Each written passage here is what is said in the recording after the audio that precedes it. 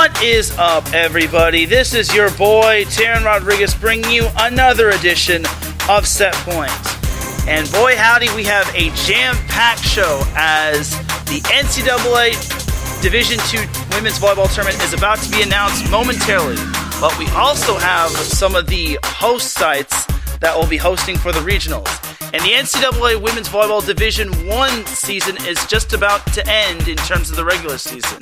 Which teams have locked up their conference and will be dancing, and which teams are still vying for competitiveness? And how about Marymount winning the CIF State Open Division Championship, finishing a perfect 35-0? Are they the best team to win in girls volleyball history in terms of the high school level? Who knows? Hand me a volleyball, set up the net, because I'm about to serve you all some volleyball action here on Set Point. This is Teran Rodriguez bringing you another edition of Set Point here on IE Sports Radio, your direct feed for all that is sports.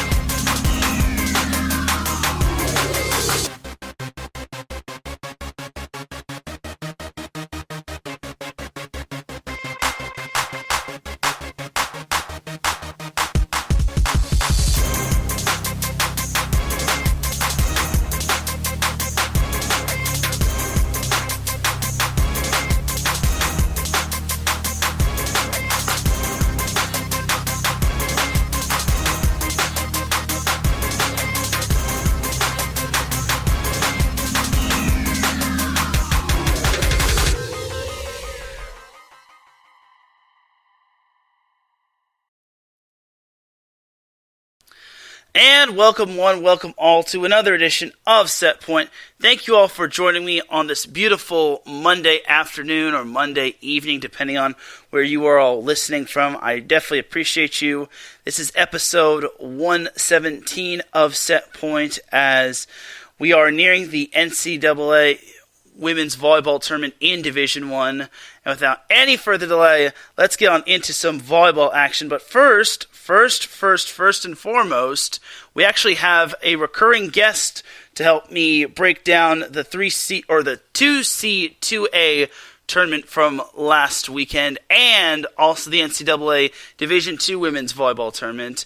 And my guest is a writer for Wax Sports, and he has been doing a great job of covering the Western Athletic Conference, and he's also a writer for Inland Empire Sports. He does a phenomenal job in that aspect as well. Ladies and gentlemen, welcoming back to Set Point, Mr. Derryl Trujillo. Derryl, how you doing, buddy? Hey, Teran, just queuing up the Division II selection show while we get ready to chat here about some CCAA Tournament action and the West Regional Tournament this next week.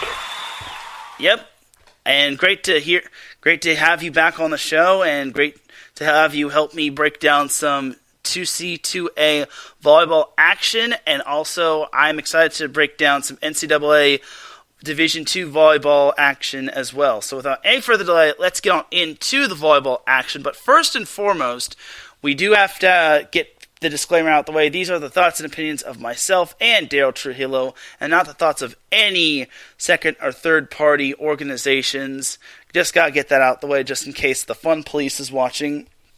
But Derryl, going to the 2C2A conference, you covered quite the thriller of a matchup, as in the final we had Cal State San Bernardino defeating Cal Poly Pomona. What did you like from that matchup between Cal San Bernardino and Cal Poly Pomona? I loved the attack that Cal Poly Pomona brought. It was balanced on the outside. Kira Zimmerman set a great match with 49 assists. Cal Poly actually out-attacked Cal State San Bernardino 222-209, but still lost.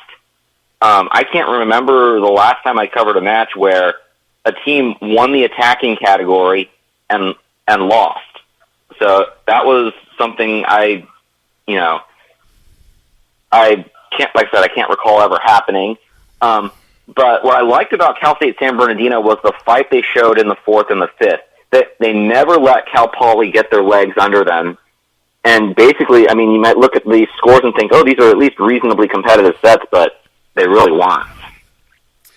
Yeah, and San Bernardino had won 21 matches in a row going into that final against Cal Poly Pomona. And give credit to Cal Poly Pomona. They came in with a great game plan. Like, they only lost 3 matches all season long, all of which were in 2C2A conference play, and they were pretty much the stiffest competition that the Yotes had gotten all season long. So, for the Broncos, who stood out to you, and who were some unsung heroes? Well, Kira Zimmerman, the senior setter, with 49 assists. Daisy Duke had a great match, 16 kills, 3 errors on 40 for 325 hitting. And she was really the engine that made them go in terms of the attackers. Jasmine Wheeler and Kylie Brandt also each were in double figures, but it was Duke that carried much of the load in that second and the third set, where Cal Poly was able to take a lead. Mm-hmm. Yeah, looking at the statistics, both teams were very high in terms of digging the ball. That Cal Poly Pomona had 70 digs compared to the Yotes' 71 digs. And then, like you mentioned, the Broncos hit 222, even though the Yotes hit 209 and still won. So, all in all, it was rather impressive stuff. And how about the Yotes? Who do you think stood out to you when it came to that match? Well, Alexis Cardoza did what Alexis Cardoza does. She had 19 kills in a match on 58 attempts.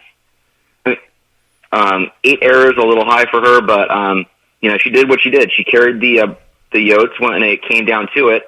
And then she got help from Jalen Hayes in the middle, and then Asia Clark, who actually came through down the stretch with 3 kills in the 5th as Cal State took a comfortable lead and never looked back. Yeah, and looking at these the box score right here, the third set was probably the tightest set, as it had 14 ties and 6 lead changes, and it was basically a deuce game, which means that it basically surpassed the 25-point margin. So, all in all, what did you think that the Broncos did in that third set that the Yotes unfortunately didn't do?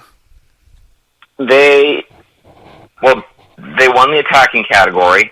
They lost the attacking category in the third. They won 311 to 184, so they out-hit the Yotes. And then they were more physical at the net, it seemed like, and they just kept a lot of rallies alive with their defense. They just fought because they knew that if they were going to go down, they were going to go down 2-1, in San Bernardino, it was likely a game over in that fourth.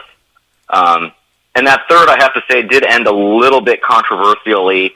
Cardoza recorded back-to-back attacking errors. One of them kind of made the Cal State San Bernardino bench a little bit unhappy because they thought that the final swing grabbed the back line. The line judge did one of those mark it in and kind of quickly went up with his out signal calls. So that kind of made Cal State unhappy. But, as it was, Cal Poly just played so well in that set that, I still think they would have won had it gone further than 27-25. Gotcha. Yeah, I was checking your Twitter for updates, and I'm like, whoo, Nelly. And I was looking at this, and I'm like, oh boy, Cal Poly Pomona's up 2-1 on San Bernardino. And credit to San Bernardino, the number 2 team in the nation. They were able to get themselves together, win the fourth, and then carry that momentum and win the fifth, which is darn right impressive. Something else that stood out to me was that the Broncos had 4 players collect double-digit digs, while the Yotes were led by McKenna Overby, who had 21 digs.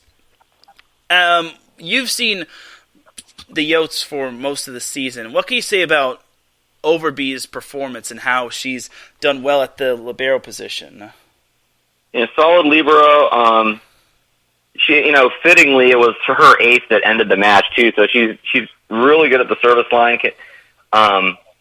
with a disruptive serve that can make even the best passers question themselves. But I kind of wrote at the end there that 2 hours ago this match started with an ace, and it was only fitting that her ace ended it. Interesting. So, and in terms of the service ace and service error battle, it looks like the Yotes won that category in terms of aces 9-6, while the service errors were dead even. Like, what set do you think the Yotes served the best in, and what set do you think the Yotes served not so best in? I think it was the deuce set that they served really well in. They got Cal Poly, pretty disrupted. I take that back. Set one. I mean, look at that set one hitting percentage for Cal Poly was .029, but for a large part of it, they were in the negatives. They were in the negative 110, 120, 130 area, and a large part of that was due to the pressure that the Yotes were putting at the service line. Mm-hmm. Yeah, I definitely agree, and it looks like you are correct that set one, they only had 8 kills on 7 hitting errors, and they only hit 29 in that set, or .29, which is not going to win you too many games against the number 2 team in the nation. But again, credit to the Broncos. They did turn around in sets 2 and 3. They hit over 300 in both sets while holding the Yotes to only 57 in set 2 and 184 in set 3. But in that fourth set, the Yotes were able to just turn tables, hit 324. And what do you think was the turning point in set number 4, which helped the Yotes get pretty much their swagger back? I think it's the fact that they had been, this is the second straight CC2A final that Cal State San Bernardino fell behind 2-1 and had to claw their way back to win in 5. They did it against LA 2 years ago. The Yotes beat LA in the semis on Friday evening to get here. Mm-hmm.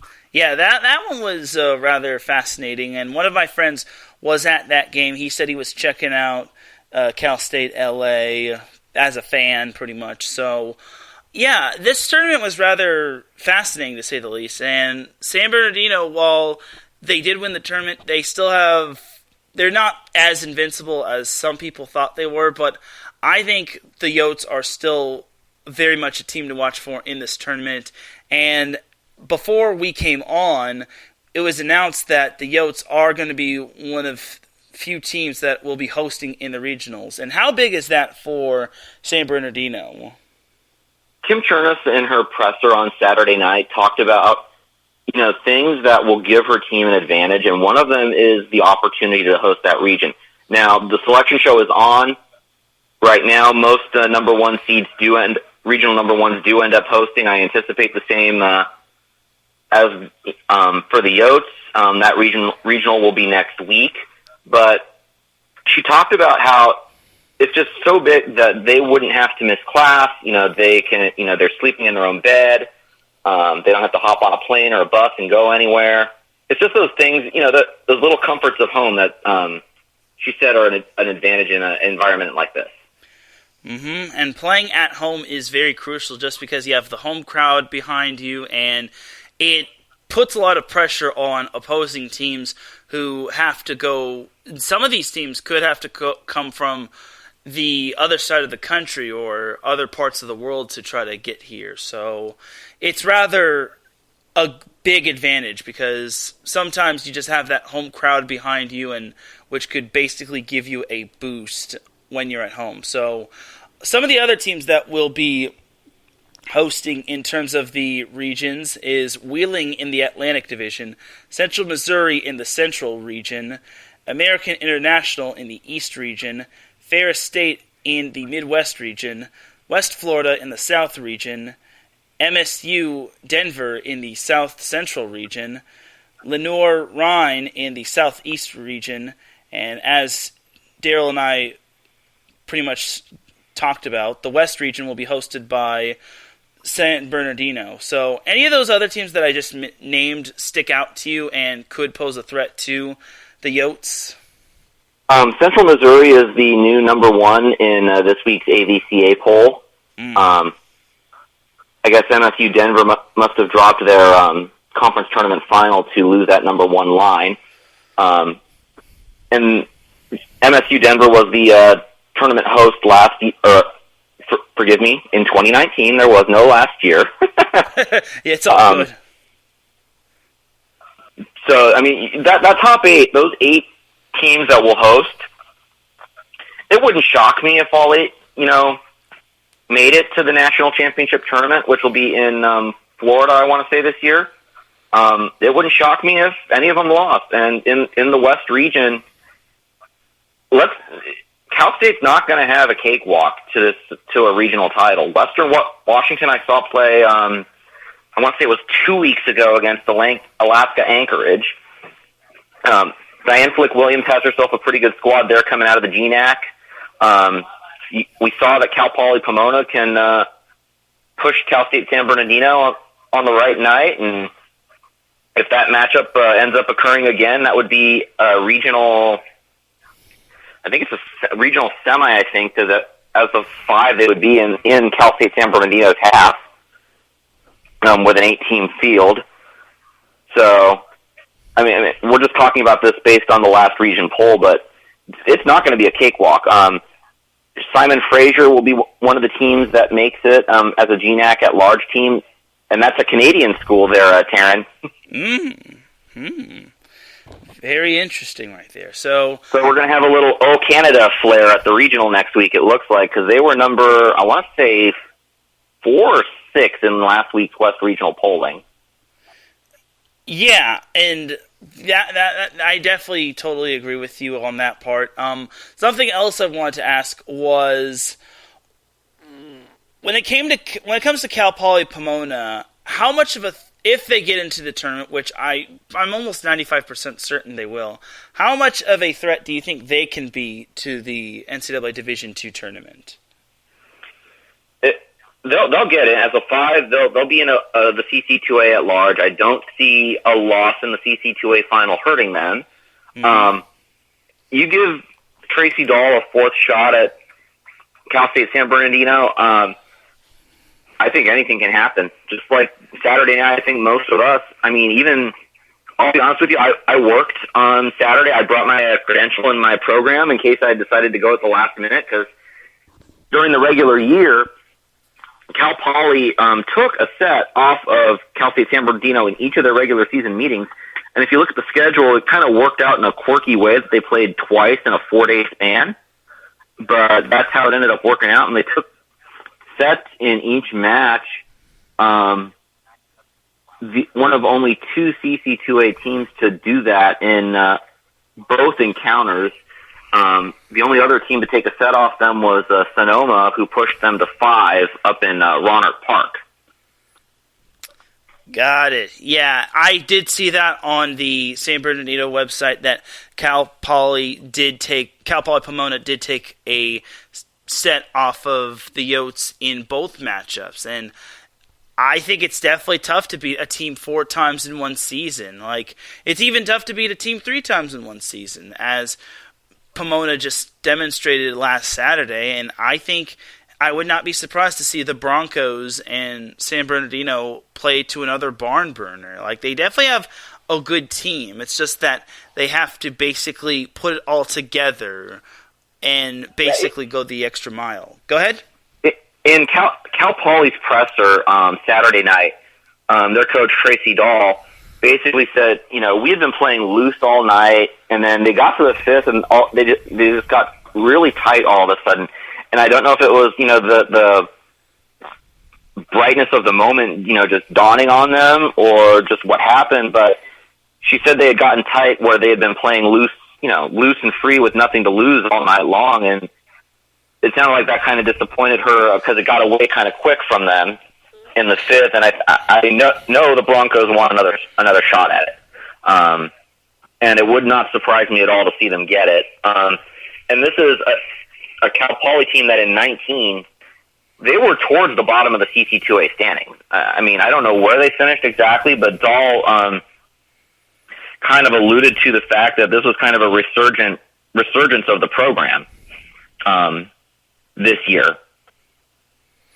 Yeah, and I was rather surprised to see that this team was resurgent in its program. I too I didn't really think that Pomona. I knew Pomona had like a solid program, but I didn't think it would have like the greatest. It's not like they would have the like. They'd be like the contender of the conference, and that's no knock to them. It's just that San Bernardino, looking at them on paper, they're a very talented team, and they have a great championship culture from their past. So for the Broncos to come one set away from beating San Bernardino is definitely an atonement to how tight they are as a group, and I think they could give any team a run for their money. Oh yeah, I mean this West Region field that we're going to see next week. I mean, Teran, if you come out, only 3 conferences comprise the West Region: the Great Northwest Athletic, which is your Simon Frasers, your Alaska Anchorages, your Western Washingtons, your Northwest Nazarenes, the CC2A.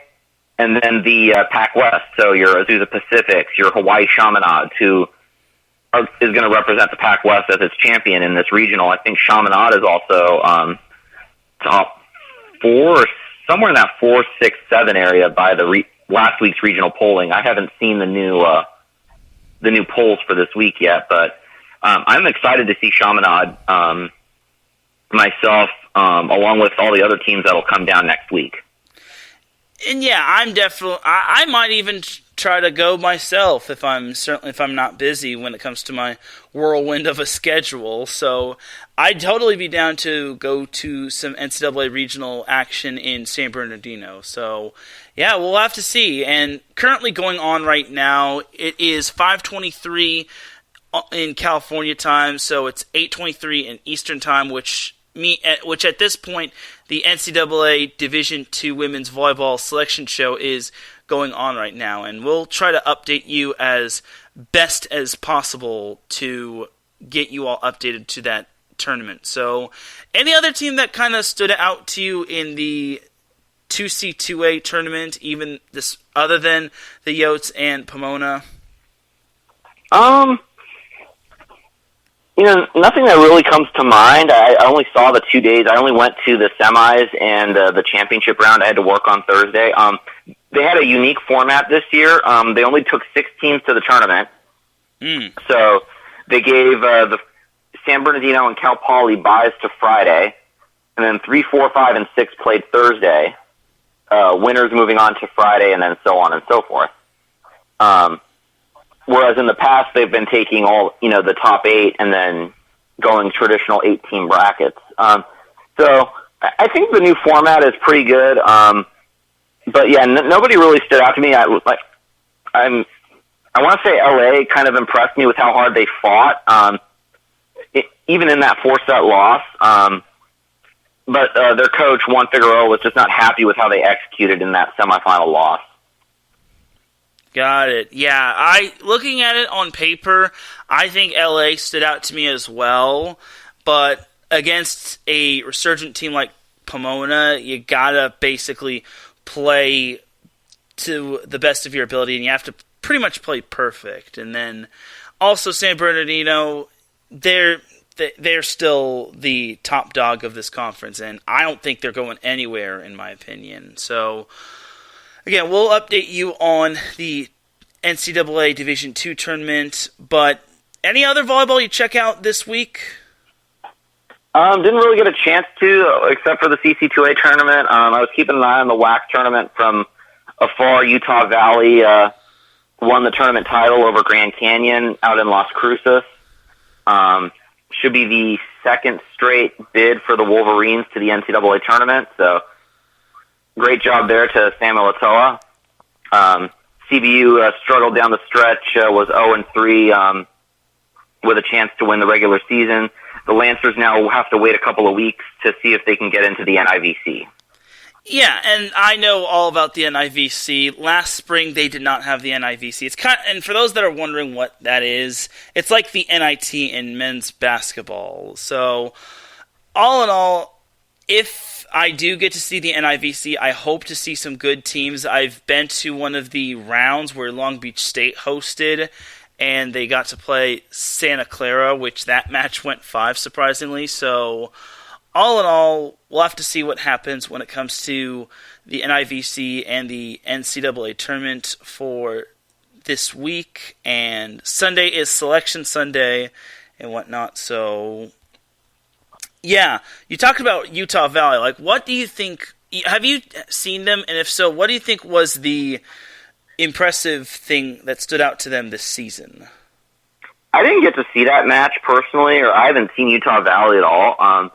But just, what you're doing there in Orem, that's a tough, it's not a easy place to recruit to with BYU next door. Usually what happens is you get a lot of kids that, okay, I'll use men's basketball, for example, and women's basketball, that go to BYU, they think they're going to play, they don't end up playing, and then they just recruit, they just matriculate cross-town to Utah Valley, and they get their opportunities. So I think there's a combination of taking advantage of some of those transfers and then just building a really solid program, which the rest of the WAC is trying to catch up to. And this divisional format is going to make things really more competitive as we go forward, despite the losses of Sam Houston State and New Mexico State in a couple of years. Mm-hmm. And I really do hope CBU gets into the NCAA tournament, or not the NCAA tournament, the NIVC. They have to wait a couple more years in order to get into the NCAA tournament, which I still am personally against that rule. But when it comes to some of the other automatic bids that were filled out, Western Kentucky clinched the Conference USA tournament. The Sun Belt Conference was won by South Alabama. 8-10 was won by Dayton. The MAC was won by Fairfield. And the Patriot League was won by Colgate. The Big South was won by Campbell. The SWAC was won by FAMU. And SoCon was won by the Citadel. So there were some of those automatic bids that basically clinched their spot in the NCAA Division I women's volleyball tournament. So Hawaii sealed their spot as the Big West rep, right, this weekend? Well, they've clinched a share of the title, but they haven't. But if Hawaii loses out and Santa Barbara wins out, then Santa Barbara would most likely be able to would be representing the Big West Conference but I highly doubt Hawaii loses to Northridge, because Hawaii plays Northridge on Friday, then they play Santa Barbara on Saturday, and then Santa Barbara plays Northridge on Tuesday, and they play Hawaii on Saturday. But again, I don't see Hawaii losing to Northridge. That would be a major upset. The only way that happens is if it's a forfeit. I think I saw Towson won the Colonial last weekend, in which, I don't know if you've heard what happened to James Madison, but since James Madison is leaving conferences, switching conferences, the presidents of the Colonial made James Madison ineligible for the postseason tournaments, all across the board by the department. Yeah, so, I did see that. So Towson won, but it wasn't the same feeling as, beating a James Madison during your spot. Yeah, and that was a definite bummer because James Madison is, I think, one of the better teams in the conference, and they're one of the more consistent teams in the NCAA tournament. So, all in all, it is a bummer that ineligibility rule took effect to them at that point, but it's just another black eye when it comes to certain rules and how ugly it is that can ruin a good chance for a team to make the NCAA tournament. Yeah, absolutely. And I hope in the future the Colonial and other conferences look at that when going through realignment and just think about the fact that, look, it's about the kids, and a rule like that punishes kids for the decisions of their administrators. And I don't think that's what we want. Mm-hmm. Yeah, and I totally agree. And speaking of the kids, and people thinking of the certain other teams and players, something else that I saw today was that Louisville's men's basketball team, and I forget the other team that... Bellarmine, I was reading that before we went on. Yeah. They're collaborating to make it work, basically. Yes, absolutely. Thank you. So, their men's basketball teams will not be playing at Louisville, and instead they'll allow the Louisville women's volleyball team, who should be hosting, because I highly doubt they won't be hosting. The only reason that happens is if they lose out and then Pitt wins out. So, but I digress on that. So, yeah, that is also a great thing, and you're definitely more than welcome to speak on that. I think it was a great move by both men's basketball teams to do that for their women's volleyball team of Louisville. So, yeah, go ahead and speak on that. Yeah, that's absolutely that is the perfect show of what it's supposed to be like among schools. Collaboration in the benefit of the student athlete, and the collaboration in this case is, should Louisville get the host, they'll make a legitimate bid with a legitimate facility and a legitimate shot to host that regional. I don't know if they didn't reach this arrangement, what facility they would have submitted the bid with, but my guess is it's probably not one as nice as either KFC Center or the ones that they're going to get to use, Freedom Hall or the Yum Center. Yeah, and I definitely agree. I just don't think it would have been that home court advantage if you're not playing in your own gymnasium and whatnot. So, again, it was a great gesture by both men's basketball teams, and I'm very excited to see what Louisville has to offer. They're currently undefeated. They do play a very tough Pitt team this week, and that pretty much can decide the ACC, even though I'm 95% certain Louisville will not lose out. Yeah, I haven't seen Louisville this year, so I'm curious to see that match myself. Is that an ACC network match, or is that on another channel? That's most likely an ACC match, and that's going to be on Wednesday. So, yeah. Ooh, I have off Wednesday. Yep. Yeah, everything is basically moved around. This is basically the volleyball purge for the Division 1 action. Like, you've got games on Wednesday that mean a lot, games on Friday that could be groundbreaking, like UCLA at USC. We have some Saturday games that'll definitely matter, as Washington State plays at Washington, and then going back to Friday, Nebraska plays at Wisconsin, which that's going to be what decides the Big Ten, as both teams are atop the Big Ten standings. But you also can't count out Purdue just yet. Purdue is still in the running for the for the Big Ten championship. They're only one game back of Wisconsin and Nebraska. Ohio State and Minnesota would have to hope that. No, I can't say they have to hope that. Like, even if Nebraska or Wisconsin wins out, they can't both lose out. Like, only one can win. So, I could still see Ohio State and Minnesota in the NCAA tournament, though. And Teran, not to interrupt, but they have just announced Cal State San Bernardino will host the West Regional Tournament next week. They will play Alaska Anchorage on Thursday afternoon in the final match of the quadruple header. There you go. And there it is.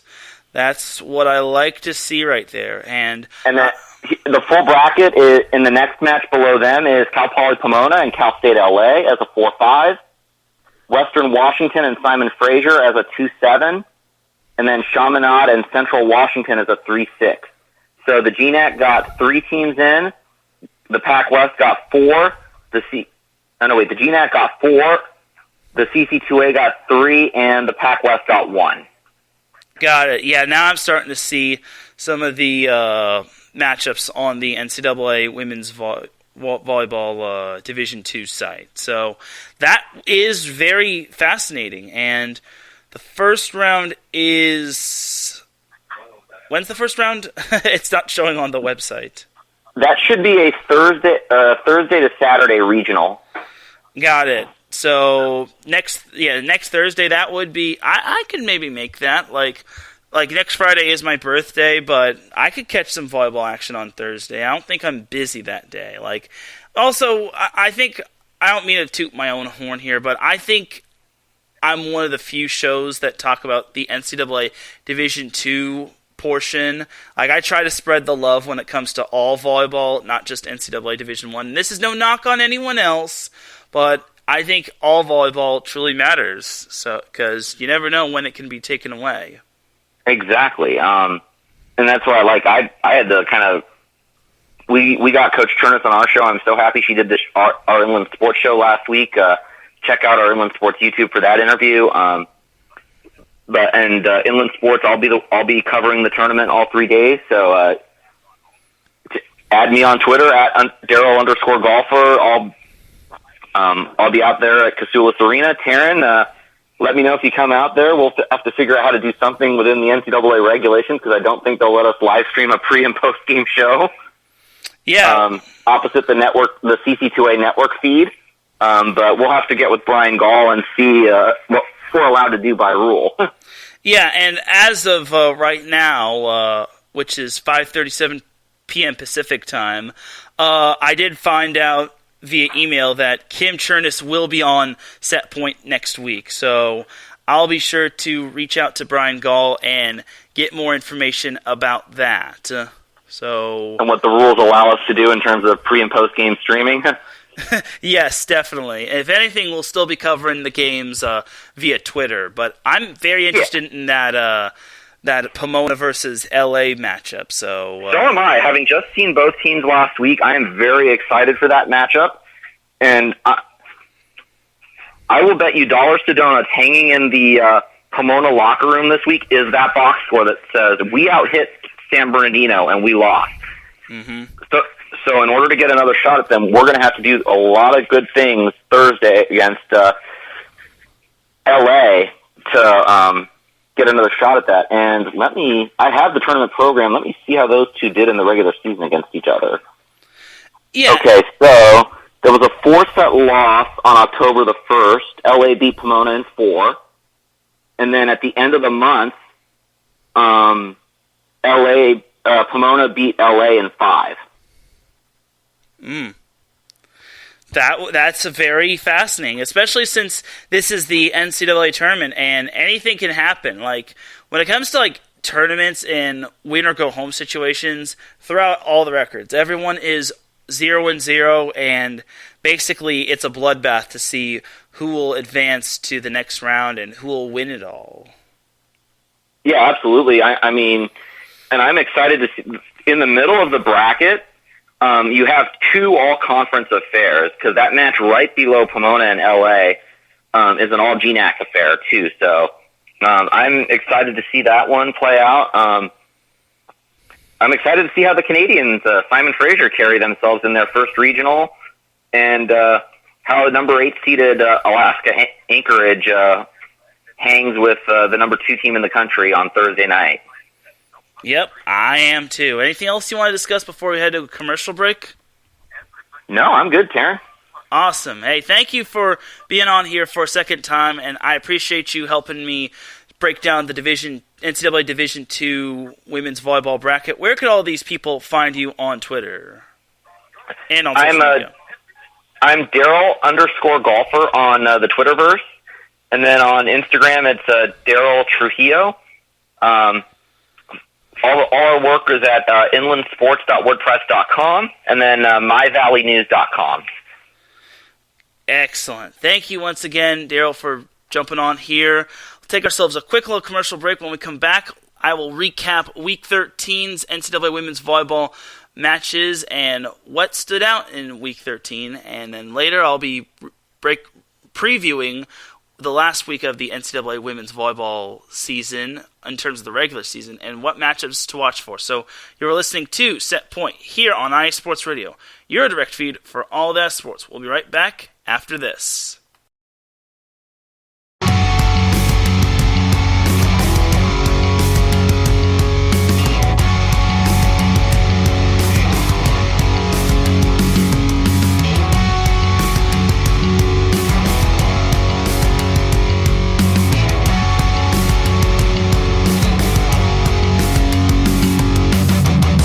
shores of the Puget Sound to the rushing waters of the Columbia River, stretching across the Great Cascades, and on IE Sports Radio lives the Northwest Territory Sports Show, hosted by me, Brad Buckingham. On this show, I cover all the great collegiate and professional sport teams that we have here in the Pacific Northwest. Of course, I'm talking about the Seattle Seahawks, Seattle Mariners, Sounders, and even the Seattle Kraken. But I can't forget all of that is good in Oregon either.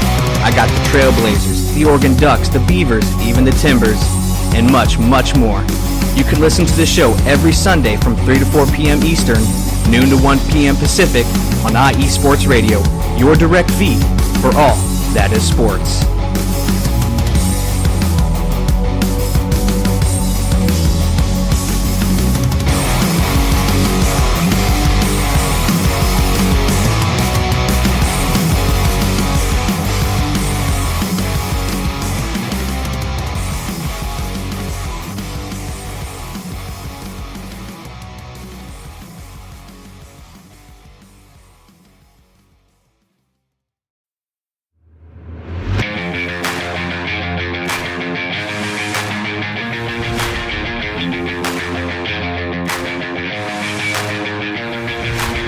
What's happening, sports fans? Are you a fan of Southern California sports? Are you looking for a show hotter than a hot summer day in California? Then look no further than the SoCal Supreme Sports Show, where I talk about all things Southern California sports. That's right, all sports teams from Southern California. From the hard-hitting tackles of the NFL, to the killer crossovers and big three-pointers of the NBA and WNBA, to the grand slams of the MLB, to the bone-chilling goals of the NHL, and to the booming kicks of the MLS, the SoCal Supreme Sports Show has it all for you. Oh, and let us not forget about the college sports as well. So join me, Teran Rodriguez, every week here on IE Sports Radio, your direct feed for all that is sports.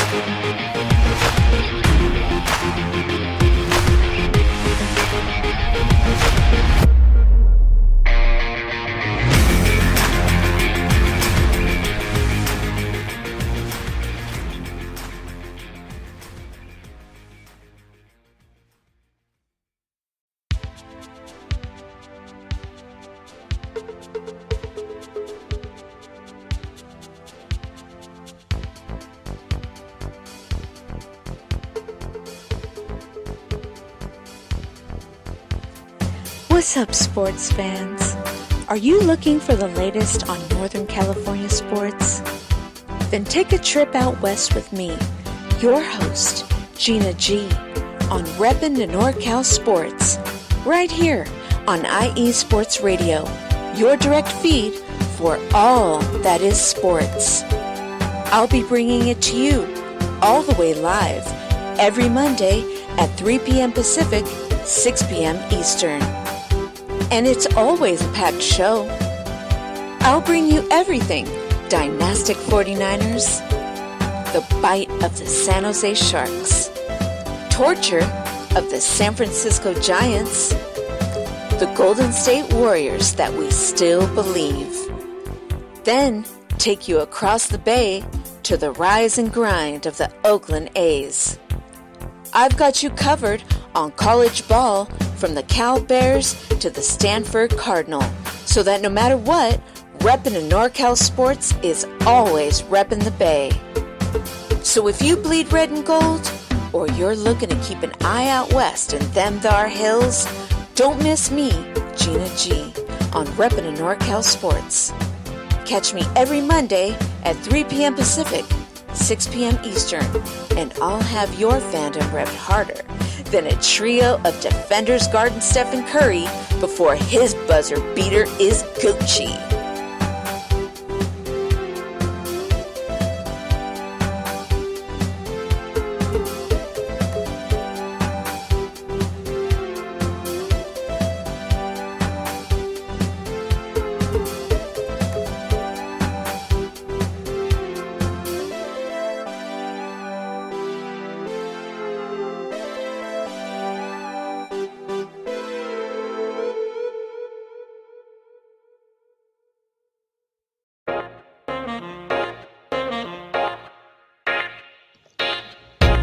What is going on, everybody? My name is Harrison Glazer, and and we're coming at you from the Show That Never Sleeps podcast. I cover the Jets, the Islanders, the Nets, and the Yankees. This is Pierre Moss, and I cover the Mets, Knicks, Rangers, and the Giants. Our show is live every Wednesday through Spreaker and a bunch of other ways to get our content. Again, we're the Show That Never Sleeps podcast. We talk about all those New York sports. It's a lot of fun. We get into all of it. Please tune in. Again, that's Wednesdays at 6 p.m. And we look forward to having you guys right here on IE Sports Radio, your direct feed for all that is sports.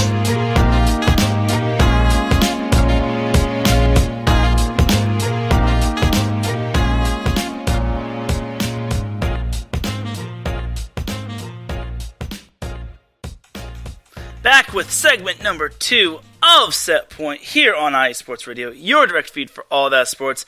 Big thank you to Derryl Trujillo of Inland Empire Sports for stopping on by and talking some NCAA Division II volleyball action. I definitely appreciate him being on, and also I appreciate him talking some 2C2A volleyball, and hopefully all you will be there at the San Bernardino Regional or the West Regional. So, without any further delay, let's jump on into segment number 2. But first, we have our sponsors to go over. iSports Radio is sponsored by the Southern California Warriors Semi-Pro Football Team. The world of semi-pro sports is unlike any other sports organization. Players pay to play in hopes of so many different outcomes, whether it's playing to get film to trout for professional teams, big-time colleges, or just playing to stay in shape. No matter what, all semi-pro players have one thing in common, and that's playing for the love of the game. The SoCal Warriors have been on a quest to earn titles and give players second chances since 2017. Whether you're in Southern California or anywhere in the world, give semi-pro sports a chance if you love your sport. You may get that second chance you have been waiting for as an athlete.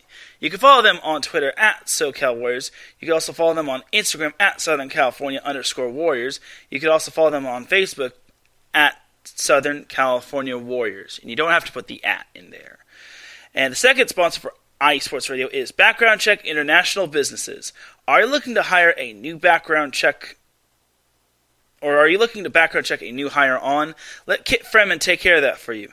Kit founded and has managed Background Check International since 1994, and he's here to help you with the screening process. Contact Kit and let him help make the hiring process that much easier. This business is used for professional background checks and not for the use of any crimes such as identity theft or other illegal activity. You can follow them on their website, www.bcint.com, and you can also follow them on Facebook by typing in the word Background Check International, then put a little dash, then BCI. You can also follow iSports Radio on Twitter and on Instagram at iSports Radio and on Facebook at iSports Radio. We also have a website, www.isportsradio.com. And if you notice on the website, we have a Patreon account that's pretty much wedged at the top. For the last 7.5 years, iSports Radio has been bringing you amazing content ranging from interviews from legendary athletes, coaches, and reporters, such as Derryl, to building tailor-made shows dedicated to all major sports cities around the country. All the while, we've continued to be by the fans, for the fans, and with your help, we are ready to take the next step. And like I said, when you go to iSportsRadio.com, you'll see a Patreon link with 5 different tiers. The first one, which is Tier 1, starts at $5 a month. And this donation gets you a shout from all 27 of our shows, including this one. Higher tiers include iSports Radio merchandise, access to iSports Radio U, the Podcasting University, and even a chance to be featured on the main show that has helped shape iSports Radio to what it is, The Defining Moment. For those of you that are patrons to our Patreon account, thank you very much for continuing to make iSports Radio your direct feed for all that sports. So if you are not a patron for our Patreon account, definitely go over there.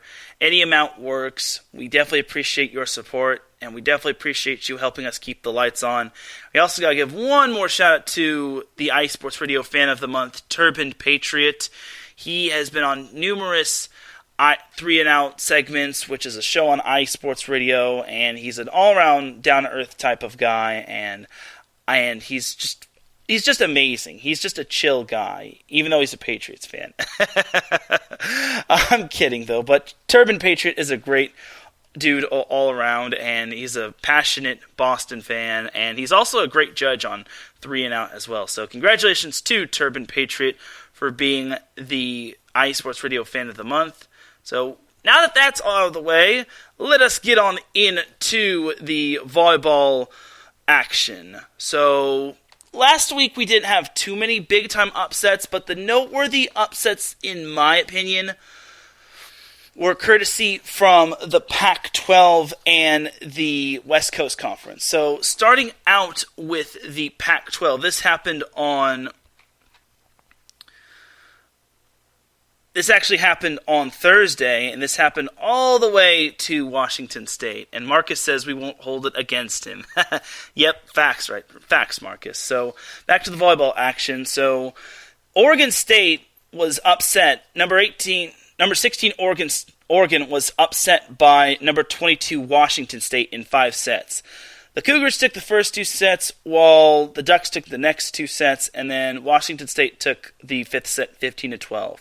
I said last week that Washington State could be a trap game for Oregon, and look at what happened. Washington State upset Oregon.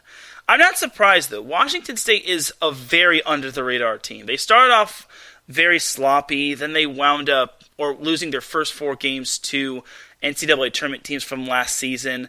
Then they wound up going on a little bit of a winning streak. Then they fell to the Southern California schools, USC and UCLA, and now they're basically on the rise again. So Washington State pulled out this big victory, and this might have actually spoiled Oregon's chances of hosting an NCAA tournament matchup, which that's crucial right there. So Washington State was led by Magda Jelarova, who had 15 kills, while Katie Ryan added 12 kills, no hitting errors for a hitting percentage of .500. And then Kalia Williams chipped in 10 kills, and Penny Tusa, despite a rather meh night, added 8 kills. And then Argentina Ung added 9 kills as well. As a team, Oregon outblocked Washington State 10-7, and they also outdug them 64-58. But in terms of hitting percentages, they were pretty much near identical. Washington State hit .255 compared to Oregon's .253. And then in terms of the serve battle, Washington State dominated that category. They had 8 aces compared to Oregon's 4, and then Oregon missed 11 serves compared to Washington State's 9. As for the Ducks, they were led by Brooke Nuneviller, who had 21 kills, while Morgan Lewis chipped in 14, and then Carson Bacon added 9 kills. So, all in all for Oregon, they also ran their 6-2 offense with Elise Ferreira and Kylie Robinson. But all in all, Oregon, I had this strange feeling that they'd run into a bit of a snag against Washington State. This just goes to show you that the Pac-12 is a roller coaster all around, and anything can happen on any given night.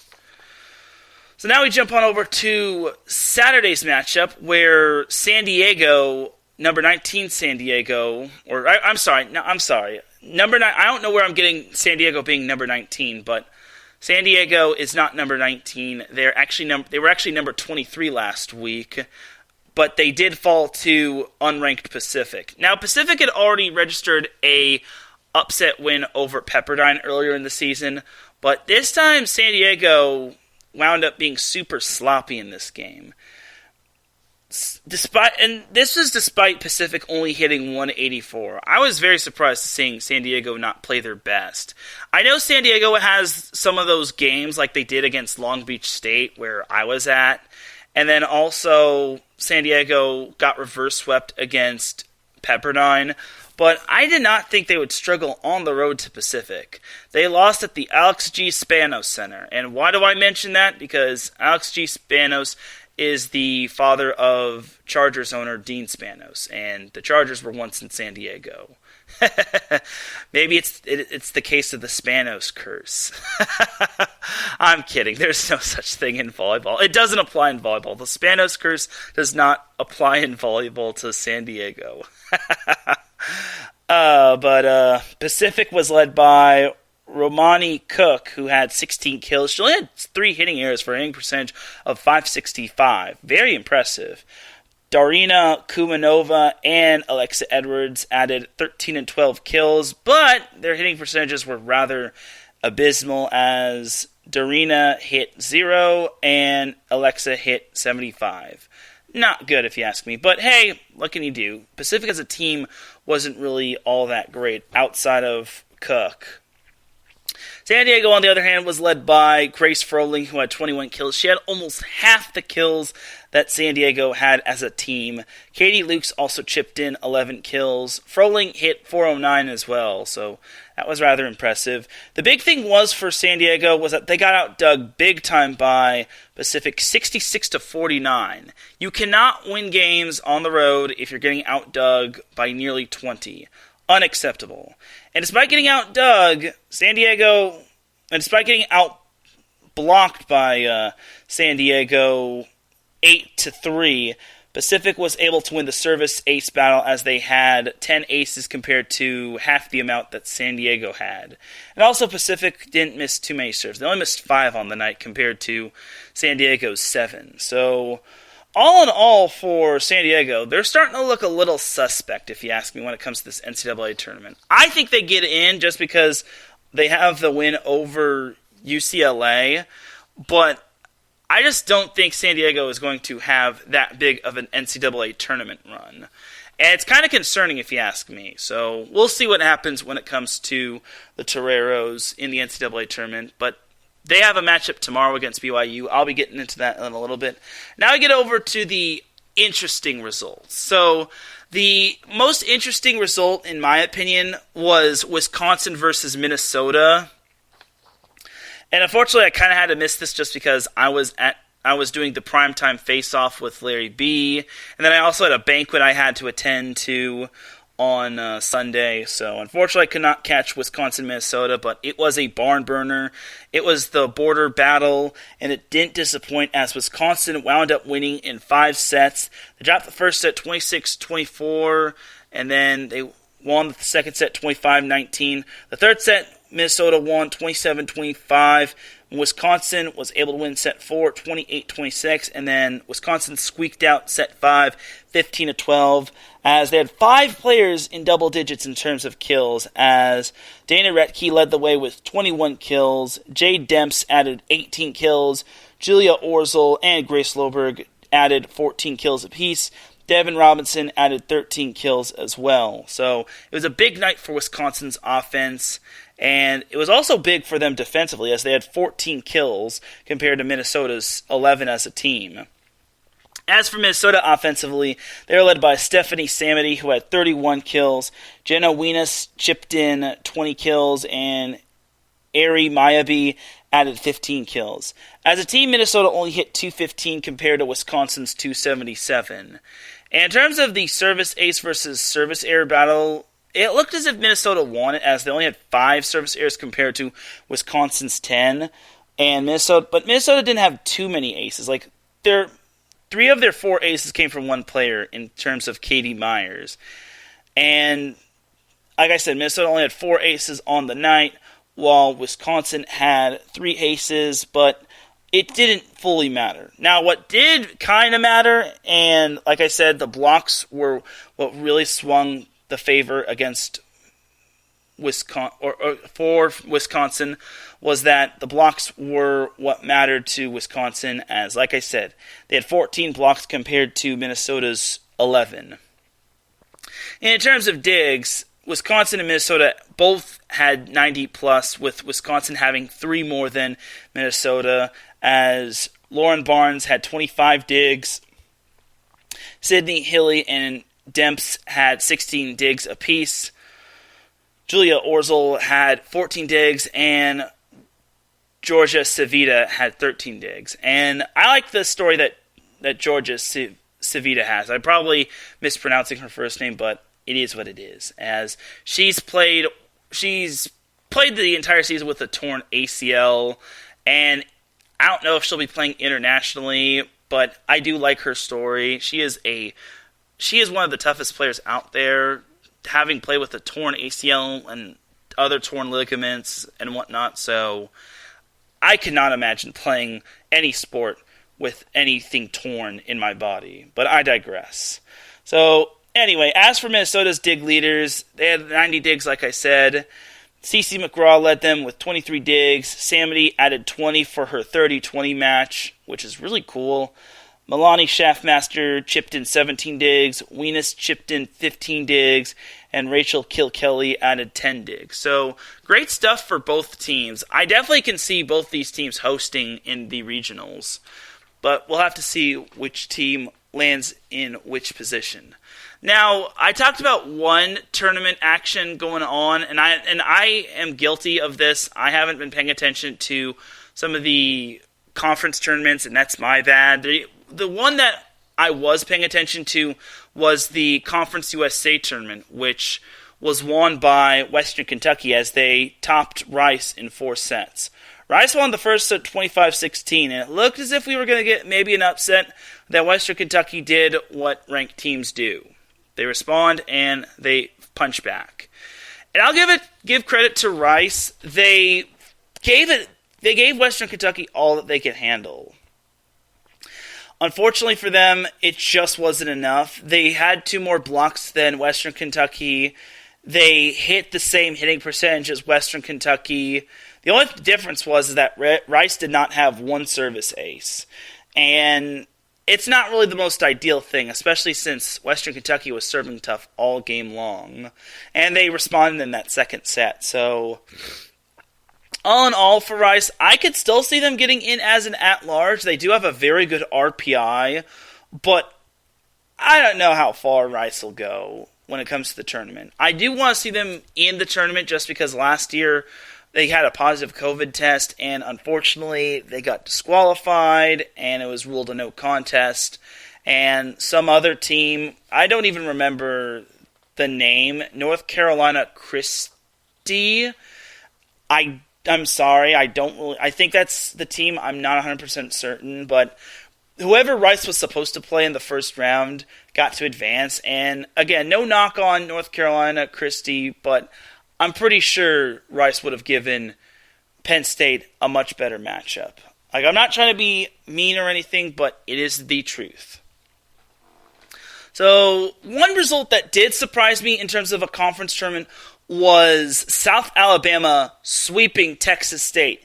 I'm not kidding you. Texas State, the reigning Sun Belt Conference champion, got swept by South Alabama. And keep in mind, Texas State was the number 1 seed. I was very surprised to see this happening. I didn't even know South Alabama was that good until I saw this win. I was just stunned. I was flabbergasted. I was like, whoa. South Alabama pulled the big upset right there. And silly me for not printing out the box score, but all in all, I was darn right impressed with how South Alabama was able to win. And I don't know if Texas State gets into the NCAA tournament. They'd have to be a last 4 teams in, just because their resume doesn't really show a big-time win. They have played some tough teams, yes, but they haven't really played a team and beaten a team that says, hey, let's put Texas State into the NCAA tournament. And it really sucks because Texas State is one of the more fascinating teams to go into the NCAA tournament. And last year, they were able to make it to the round of 32, if I'm not mistaken. Yeah, round of 32 before losing to Nebraska. So, all in all, for Texas State, not winning the Sun Belt Conference tournament might have been the worst thing for them. But we'll see what happens to them come Sunday. Again, I could see them as either a last 4 teams in or a first 4 teams out. Either way, it would suck to see Texas State out, but there's always the NIVC. And then another stunning result, in my opinion, was Kansas City, or UMKC, University of Missouri, Kansas City. But they just like to be known as Kansas City, a.k.a. the Roos. You know what I mean.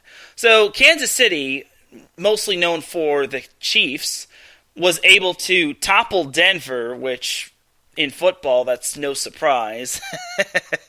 but for UMKC, they defeated Denver in 4 sets, and Denver was one of the top few teams in the Summit League. I was very surprised to see UMKC winning that game, and by winning that matchup, UMKC pretty much solidified its spot in the Summit League tournament. The Summit League tournament has a whopping 6 teams. Last year it was only 4, but this year they decided to expand it because it wasn't just limited because of COVID and whatnot. So that wasn't the only big matchup that UMKC won. The Roos actually won on Sunday, the same day that the Chiefs beat the Cowboys, but the Roos actually defeated Omaha, which was the best team in its league, in 4 sets. I was very surprised to see the Roos pulling out that victory over the Mavericks, because Omaha is such an improved team, and UMKC had a few bad losses in its conference, so it was great. It's great to see the Roos actually starting to gain some traction as they enter the tournament as the 4 seed, as they'll take on Oral Roberts. As Oral Roberts did beat UMKC earlier in the season, but I think the Roos are a much better team. And if they get to the semifinals to take on Omaha, that's going to be a fun little matchup. And honestly, Kansas City might have something better than Sporting KC and the Chiefs, or something else to cheer for, but we'll see. I'm not going to try to spread false hope to all the Missourians. So, we'll see, or the Missouricans. So, that's pretty much that for the NCAA volleyball recap from last week. And that was week number 13. Let's jump on over to some high school volleyball talk. And then we'll jump back into the NCAA women's volleyball side of things, where I'll preview week number 14, the final week of the regular season. So on the high school side of things, Marymount, to no one's surprise, won the CIF state championship in the open division. First, they were able to defeat Cathedral Catholic in 4 sets, and believe it or not, against Cathedral Catholic, they actually lost a first set. Going into that match against Cathedral Catholic, Marymount had not lost a first set in any match of the season. So the fact that Marymount was able to respond after losing that first set really was impressive. So Marymount wound up winning the next 3 sets, and they pretty much punched their ticket into the state finals, where they took on Archbishop Mitty, the best team in Northern California.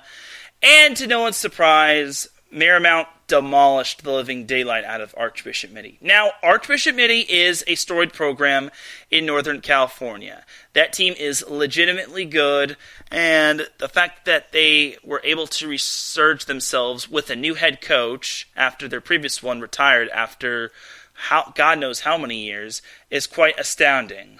But Marymount just straight up punished them. The first set, I think, was like 25-11.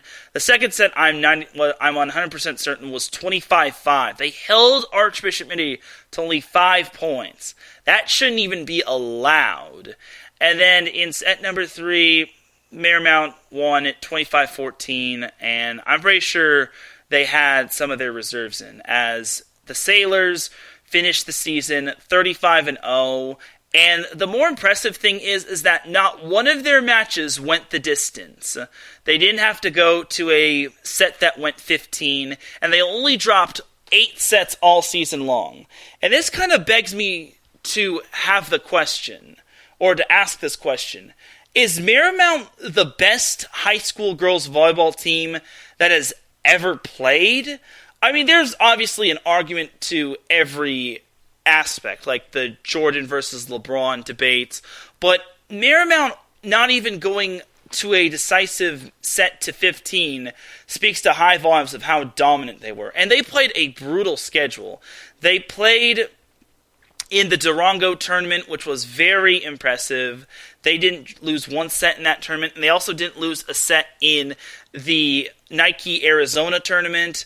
They pretty much won their way in the highest division in California. They even beat the number 2 team in the nation, Mater Dei, in the CIF Southern Section Division I championship. So the fact that they were also able to defeat Cathedral Catholic, one of the other top teams in the nation, let alone the state, also really has to scream that Marymount could be the best team to have an undefeated season. So, as we say hello to Gina G, she says, "Hi, Teran, sorry I'm late, terrible headache today," and she hopes I had a great show, and thanks, Gina, I appreciate it. Just talking some high school girls volleyball, and I'll also be talking some more NCAA women's volleyball action, so yeah, thank you for tuning in, Gina. So back to Marymount. It's still rather impressive that Marymount went 35-0, only lost 8 sets all season long, and none of their matches went to a decisive 15 set. It's very impressive, and this team is definitely going to be national champions. Like, there's no debate. The only other reason why they wouldn't be national champions is if someone else was like has a higher RPI or any of that stuff. But Marymount of Los Angeles is basically going to be the national champion. There's no debate in that. 35-0 and all their accolades. And that team is legit. Like, they were led by Elia Rubin. And Gina, I'm glad you're actually popped in here. Elia Rubin is actually going to Stanford to play volleyball. So that is legit stuff right there. And the Cardinal continue to get rich. So I'm excited to see what Rubin can do when it comes to the college volleyball level. And I really hope they can do some damage with her when it comes to the volleyball season next year. So I'm trying to pull up their whatchamacallit, the other player that Marymount has going to Stanford when it comes to their women's volleyball team. So, looking at the current current national rankings, which needs to be updated, Marymount is the number 1 team. The next team behind them is Ponte Verde, and then the team following that is Santa Fe of Alachua. So there's no doubt in my mind Marymount is going to be the national champion. So all in all for Marymount, Kelly Bilardi is also going to be playing at Stanford in terms of volleyball. She's not only going to be playing indoor volleyball, but she is going to be playing beach volleyball as well. As Gina says, oh yeah, let's get it. So Elia Rubin and Kelly Bilardi are both going to be playing Stanford volleyball. And I'm going to be interested to see how Marymount does, because if I'm looking at their roster, obviously they will be losing Elia Rubin and Carrie Keefe, who's also going to be playing volleyball at Duke, which that's also going to be a big loss. But I think this team will be better next season, just because obviously this team didn't really get to have a season last year because of COVID and whatnot. They did, however, get to play a match against Mater Dei, and I think that match against Mater Dei was kind of the boiling point where Marymount was like, we got to get back and we want to basically win a national championship or any sort of championship. So Marymount is definitely a great story, and they are 100% back. And also I like Elia Rubin's story. She's a very competitive player, and when the pandemic started, she was actually in Hawaii, and she unfortunately could not leave Hawaii, so she was basically with her, I think it was like her relative's house, and then she had to continue to like train and play volleyball. So all in all, it's very fascinating to see Elia Rubin rise to the occasion. And like I said, she's a very competitive person. Like back when she was young, she did not like losing, but now she is controlling over her emotions, and she's going to be a beast for Stanford. And same can be said for Carrie Keefe, who is going to be a beast for Duke. So I'm excited to see those two kill it at the next level. So anyway, that is basically my little spiel on the high school volleyball scene. Now let's jump over to this week's matches to watch for. But first, I actually do need to make note of this. And this was actually a milestone in terms of professional volleyball. So Imako Volleyball, a volleyball team from the Serie A1 Women's Professional League, actually won a Guinness Book World Record 74 matches in a row. They just recently won their 74th match in a row on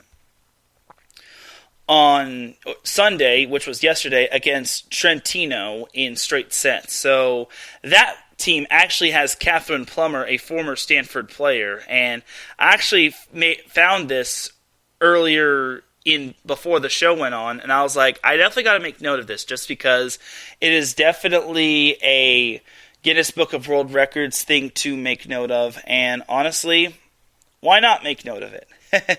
So, congratulations to Imako Volleyball on winning a Guinness Book World Record 74th straight match. Here's hoping that streak can continue until it gets broken, which I highly doubt it'll get broken because they have Catherine Plummer on that team, one of the best players to come out of Southern California and Stanford. So that's that for the professional volleyball scene right there. Now let's jump over to the volleyball matchups to watch for this week. Then I'll send you all on your way where you could watch your Monday Night Football. Anyway, so in terms of volleyball this week, something to note is that there is no volleyball on Thursday because it's Thanksgiving. So they're definitely got to make note of that. But on Tuesday, the only noteworthy matchup to watch for is number 4 BYU at San Diego. This is kind of an underwhelming matchup just because on paper this matchup looked like it was going to be for the West Coast Conference title, but San Diego showed too many cracks in their gameplay as they wound up losing to Pepperdine in 5 and they lost to Pacific in 4 last weekend, as San Diego is basically playing to better their resume. As Marcus says, the best holiday of the year. I can agree with you in that aspect, and Gina says she's not a Tom Brady fan anyway. Good for you. And then, but back to Marcus's comment, the best holiday of the year. I like it, Marcus. I like your thinking. So, back to BYU at San Diego. I definitely can see BYU winning this one. I'm disappointed in San Diego. I expected much better from them. I thought they would have turned the corner after they wound up losing to Long Beach State, but they didn't. It's unfortunate, but it is what it is. So, jumping over to Wednesday. Wednesday, we have number 1 Louisville at number 3 Pitt. This is going to be a very, very, very big matchup for Louisville and for Pitt. If Louisville wins, then they're outright ACC champions. If Pitt wins, then their ACC Women's Volleyball Championship hope gets to live for another day. But more importantly, this could spoil the undefeated season that Louisville might have. And Gina says she loves to pig out on Thanksgiving. Wait, is that what? Yeah, I like to pig out on Thanksgiving too. So, anyway, back to Louisville at Pitt. That's going to be a very fun matchup, and I'm very excited for that matchup. I cannot wait to see that matchup. Unfortunately, I won't be seeing it in person, but I will be seeing updates on it, and I'm excited to see Louisville at Pitt. It's definitely worth the hype. Both these teams went 5 sets the previous time, and this time it's going to be at Fitzgerald Arena, or Fitzgerald Fieldhouse in Pittsburgh, Pennsylvania, and I could see a lot of Yinzers attending this event, so I'm really looking forward to number 1 Louisville at number 3 Pitt. And I'm just going to say this right now. If Louisville wins, they're going to finish the regular season undefeated. Why? Because their last matchup is against Notre Dame, and Notre Dame has not had a good season. And I don't mean to sound faithless to Notre Dame, but Louisville's going to give them a schlacken. I'm sorry. Jumping on over to the Pac-12 in terms of ranked-on-ranked matches, we have number 22 Washington State at number 17 Utah. Neither of these two teams can win the Pac-12 just because they're not going to be catching up to UCLA or Washington. However, both of these teams are in third place. Now, for Washington State, in order for them to somehow win the Pac-12, Washington State needs to win out, and then Washington and UCLA need to lose out. But if you see UCLA's schedule, it's not going to happen. So for Washington State, they could improve their resume and possibly, hence the word possibly, host an NCAA regional game. But it's not going to be set in stone for Washington State. So we'll see what happens with the Cougars and the Utes. The Utes have been up and down this season, but this would be the best time for Utah to come up big. But I would not be surprised to see Washington State win this matchup. Kind of makes me wonder why Utah is ranked under Washington State, but I digress. Another matchup to watch for on Wednesday is Washington, number 12, at Colorado. Now, everyone is probably wondering what's so special about Colorado. Colorado has disappointed as all 12 of their losses have come in conference play. Yes, that is the case, but Washington could be heading into a trap game, as that's a road game right there. And Colorado is not that bad at home. Like, there was a time where Colorado was indeed ranked, but for Colorado, they kind of fell off as they wound up losing to too many Pac-12 teams. They kind of found their place in the Pac-12, you know? So, for Washington, they need to win out in order to give themselves a good chance of winning the Pac-12. And the same can be said for UCLA. The problem is for UCLA and Washington is that UCLA has a very favorable schedule. UCLA has Cal the same night Washington plays Colorado, and then UCLA has USC on Friday, which I'll be getting into in a little bit. As for Washington, I don't expect Colorado to make it easy on them, especially since it's going to be on the road. So Washington has to be careful when playing Colorado. And then in terms of other Pac-12 matchups, we have number 18 Stanford at USC. USC is currently 500 as of this point, so if they win one more game, they'll be guaranteed to finish 500, and that will guarantee them a possibility at making the NCAA Tournament. Though USC's schedule does not look that promising in terms of wins, because they've got Stanford on Wednesday, and then they've got UCLA on Friday, and they have no wins that basically scream that USC should be in the NCAA Tournament. They do have some good results, like they don't have any bad results, but the only standout win they have is Washington State, but that was back when Washington State was still trying to get figured out. So, all in all for USC, this is kind of must-win territory. But for Stanford, they've pretty much locked up their positioning into the tournament. I highly doubt Stanford's going to host in the NCAA Tournament, but if they do, then good for them. They get to host at Maples Pavilion. But Stanford can't really, improve that number 18 rank.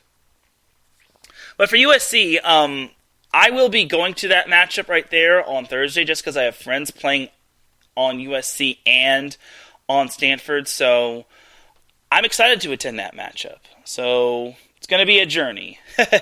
So on Friday, this is the big-time matchups right here. So Friday, this is probably the match of the week. Number 11, Nebraska at number 5, Wisconsin. Both of these teams are atop the Big Ten standings. Whoever wins will most likely win the Big Ten Conference. If you're Wisconsin, if you win, you're basically the Big Ten champion. Just because you'll clinch a share of the Big Ten Conference. And B, your next matchup is against Indiana. I highly doubt the Badgers will be struggling against that team. Nebraska, on the other hand, if they beat Wisconsin, they would have to also beat Purdue in order to be outright conference champions. Remember, Wisconsin defeated Nebraska early on the season, or early on in conference play, where Wisconsin beat Nebraska at Lincoln in 3 sets, which was very surprising. So, all in all, this time it's going to be Nebraska on the road against Wisconsin. It's going to be a fun matchup. I don't want to guarantee anything, but I think Wisconsin wins this one. I will eat lots of crow if Nebraska wins, but we'll see. I think it'll be a fun matchup regardless, so I can't wait for it.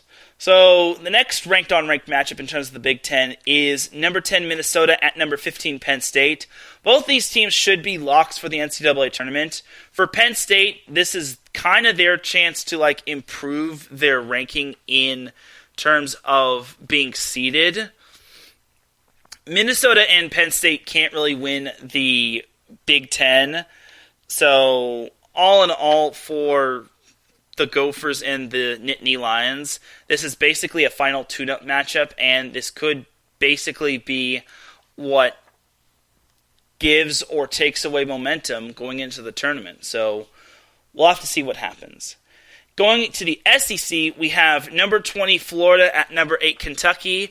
This is a crucial matchup right here. Why? Because both these teams are playing one another this weekend. And if Kentucky wins both matchups against the Gators, they will be outright SEC champions. If Kentucky splits their matchups with Florida, then Mississippi State and Kentucky will share the SEC crown. But since Kentucky had beaten Mississippi State prior in conference play, then Kentucky would get the auto bid while Mississippi State would be the at-large. Now we jump on over to Florida if Florida wins. If Florida somehow wins both matchups at Kentucky, which is going to be very tough for them, then it gets interesting with Mississippi State and Florida. Then they have to go to a lot of tiebreakers, as both Mississippi State and Florida beat one another in 5 sets. And this is where it gets very tricky. By the way, Mississippi State has probably a fairly easy game. They play Auburn, which they shouldn't have too much trouble with. So, all in all, for Florida and Kentucky, this is going to be a barn burner. Kentucky only really needs to win one to basically clinch at least a share of the SEC. But Kentucky should be hosting. I don't see how they don't host. So, we'll see. And silly me, I forgot to go over the top 25. So, I'll probably do that after the matches to watch for. So, closing out Friday's matchups, we have number 13 UCLA at USC. Now, this is a fairly interesting matchup just because it's a rivalry matchup. Number one, it's a rivalry matchup. So, basically, anything can happen. Number two, this could be USC's swan song for basically trying to get into the NCAA tournament, or it could be the swan song for its seniors and how they want to send them off. I can definitely see the Trojans making it competitive against UCLA. However, UCLA is just that good, but I would not be surprised if USC gave UCLA a bit of trouble. I think that would be ideal for USC to do that, but it all depends on which USC team comes to play. Will we get the USC that has been playing down to its competition, or will we get the USC that nearly beat Oregon both times? Because last year when UCLA played USC, UCLA won the first matchup at Pauley Pavilion and then wound up losing the second matchup to USC. And USC has been long yearning for a true standout victory.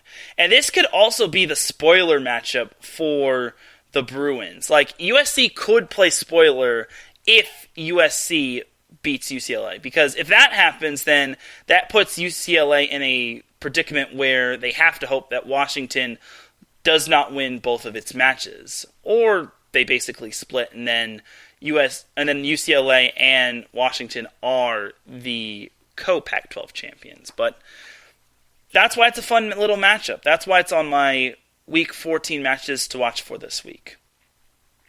And then there's also lots of conference tournaments to watch out for as well, and I'll be keeping an eye out on those. So for Saturday, to conclude the week, we have number 11 Nebraska at number 6 Purdue. Purdue is still in the hunt for being the Big Ten champion, but they're going to have to share the title because they can't win the title outright because Nebraska and Wisconsin has to have a winner and a loser, and whichever team wins will still have only 3 losses, and even if Wisconsin loses or Nebraska loses, that team will still have 3 losses going into Saturday's match. So Purdue has to basically win out, and the match before they play Nebraska, they play Indiana, which they should win that one. But for Purdue, this would be a great chance for them to lock up a top 8 seed. If they beat Nebraska, then they're for sure a top 8 seed. If Nebraska beats Wisconsin, then beats Purdue, then Nebraska I could see jumping up to number 5. Because I think Nebraska would be deserving of it. Beating 2 top 10 teams in 1 week on back-to-back nights on the road speaks to high volumes of how good Nebraska is. But we'll have to see if the Huskers can do so. The Boilermakers are tough when it comes to playing at Purdue, so we'll see. And Dave Shondell does a great job with coaching Purdue, as well as John Cook. Anyway, so jumping back to the Pac-12, we have number 21 Washington State at number 12 Washington, a.k.a. the Apple Cup. So the first matchup between these two teams, Washington State upset Washington in huge dramatic fashion in 5 sets. It even had the 4th set being won by Washington 49-47, which is a mind-blowing result right there. Absolutely amazing right there. So, for Washington State and Washington, this is a crucial matchup, mainly for Washington, just because if Washington wins out and UCLA wins out, both are co-champions. If UCLA splits and Washington wins out, or vice versa, the team that ran the table is the Pac-12 champion. And then, same can be said if both teams split and if both teams lose out. But then again, we'd see Washington State as the Pac-12 co-champion as well, which, boy howdy, that would be scary. We'd have to deal with 3 tri-conference champions. But I don't see, and no offense to Cal, I don't see Cal defeating UCLA. Sorry, Gina. Anyway, for Washington State and Washington, this is going to be a fun little matchup right here. It's always a fun little rivalry game, especially in the Apple Cup. And Washington really has to come out to play. They cannot underestimate Washington State. No, none of that. If they do, then Washington can kiss the Pac-12 championship goodbye. I'm sure Washington will host a regional game, but I don't see Washington, being as high as they were if they lose to Washington State. And like I said, Washington does have to be careful of that Colorado matchup on Wednesday, just because that could be a possible trap game. So we'll see what happens with Washington going into Saturday. They do have to get past Wednesday first, but I'm really excited for Washington State, Washington. And then the last matchup to watch for this week is number 20 Florida at number 8 Kentucky. Once again, it's a big-time matchup for both teams. This could decide if there will be a co-SEC champion or if there will be an outright SEC champion. But for Kentucky, they control their own destiny. And if they do sweep the series against Florida, then Mississippi State will finish second. So I don't know how that'll work, and I don't know if Florida will be seated higher, but I don't think Florida deserves it just because they have so many losses, whereas Mississippi State doesn't have too many of those bad losses.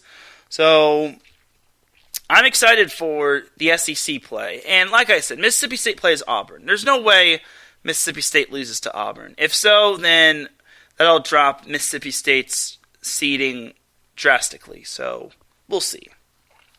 And a tournament, I guess, that I'd be interested in would probably be the Summit League tournament. Summit League tournament. And like I said, UMKC is very underrated. They're coming alive at the right time, kind of like the Chiefs are currently.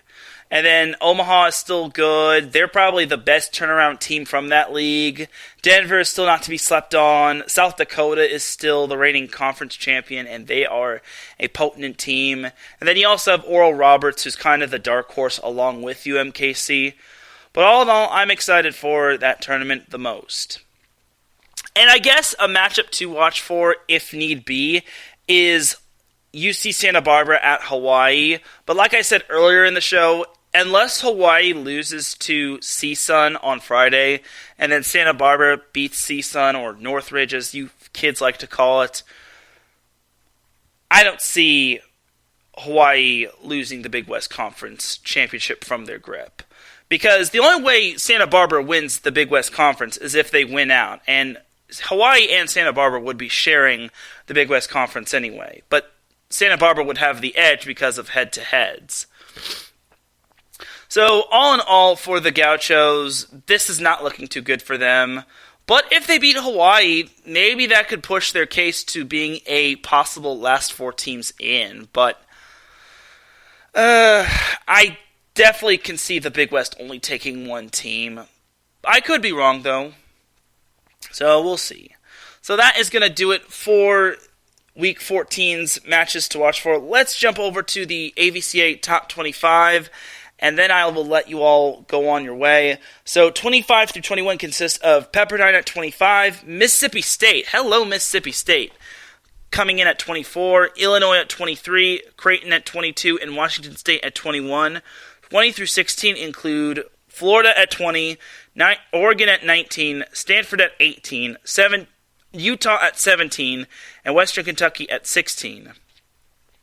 15 through 11 consists of Penn State at 15, Georgia Tech at 14, UCLA at 13, Washington at 12, and Nebraska at 11. 10 through 6 consists of Minnesota at 10, Ohio State at 9, Kentucky at 8, Baylor at 7, and Purdue at 6. 5 through 1 consists of Wisconsin at 5, BYU at 4, Pitt at 3, Texas at 2, which I'm pretty sure they'll win the Big 12, and your number one team in the AVCA Division I Women's Volleyball Coaches Poll is, and I already gave it away earlier in the show, Louisville. So that is your AVCA Women's Volleyball Coaches Poll for this week. It's going to be the last Coaches Poll of the regular season, and that is going to do it for Set Point. You know what time it is, ladies and gentlemen. It is time to drop the beat, because I'm about to dip like a banana in chocolate. You feel me? Thank you once again for tuning in to Set Point. I really do appreciate you. If you are tuning in live and you listened, I appreciate you. If you were tuning in on the replay and you tuned in, I appreciate you. If you were tuning in the wee hours of the morning or anywhere at work, I appreciate you. Thank you once again to Derryl Trujillo of Inland Empire Sports for jumping on as a guest in the first part of the show. I really do appreciate you. It's always an honor talking volleyball with you. As next week, we will have Kim Chernis, the women's volleyball coach of Cal State San Bernardino, as a guest next week. So definitely tune in next week at 5 p.m. Pacific Time, 8 p.m. Eastern for Set Point. For my guest, Derryl Trujillo, and everyone at IE Sports Radio, this is Teran Rodriguez signing off. Big shout to the chat room. Thank you to Gina G and Marcus Losgreat for popping in. I appreciate you. Thank you very much. And once again, you all have yourself a great rest of the weekend. Happy Thanksgiving. I hope you all have a safe holiday. I might see you all Friday. I'm not entirely certain, but definitely do stay with your loved ones. Definitely stay safe. Definitely eat as much as you want. Don't eat too much, but go hog wild for all I care. But anyway, you all have yourself a great Thanksgiving, and I will see you probably next week. Peace!